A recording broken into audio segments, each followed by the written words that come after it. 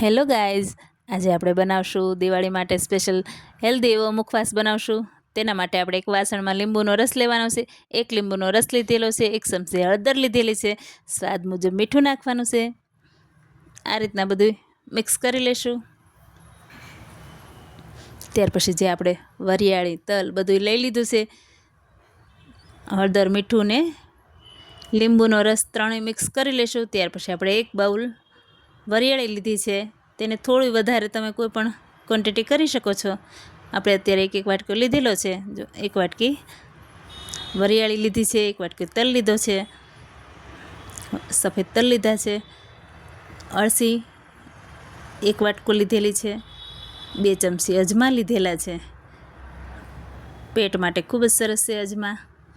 જમીને 1 ચમચી આ મુખવાસ ખાશો તો ખૂબ જ ટેસ્ટી અને પાચનમાં કામ કરે તેવું છે. તો આપણે બધું મિક્સ કરી લઈશું સારી રીતે. 2 ચમચી પાણી નાખશું.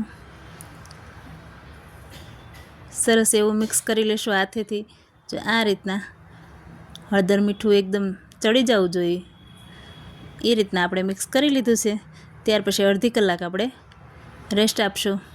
તો જો આપણે બધું પાણી સુકાઈ ગયું હોય એ રીતના આપણે રેડી થઈ ગયું છે. જો આ રીતના કેટલું કોરું પડી ગયું એવું લાગે છે, સૂકું સૂકું થઈ ગયું છે. ત્યાર પછી આપણે એક લોયામાં શેકી લઈશું આપણો મુખવાસ.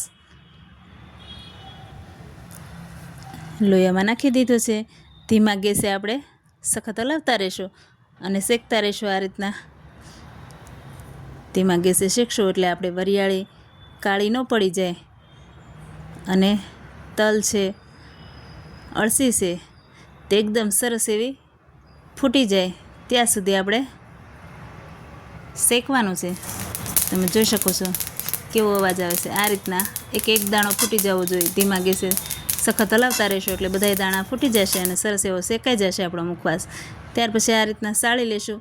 જે આપણે હળદર ને મીઠું ને બળી ગયું હોય તે આ રીતના સાળવાથી બધું નીકળી જાય છે અને સરસ એવો ચોખ્ખો આપણો મુખવાસ રેડી થઈ જાય છે.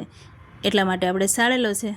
તમે જોઈ શકો છો કેટલું આપણે અંદરથી હળદર બળી ગઈ હોય તે નીકળી છે. શેકવાથી આ બધાની જોડે આવું થાય છે. તો આ રીતના સાળી લઈશું એટલે એકદમ ચોખ્ખો થઈ જશે મુખવાસ. કેટલો સરસ મુખવાસ રેડી થઈ ગયો છે. ખૂબ જ હેલ્ધી અને ટેસ્ટી એવો મુખવાસ આપણો રેડી છે.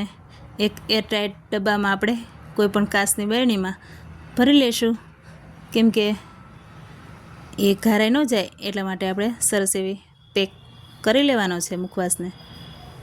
અને દિવાળીમાં એન્જોય કરો.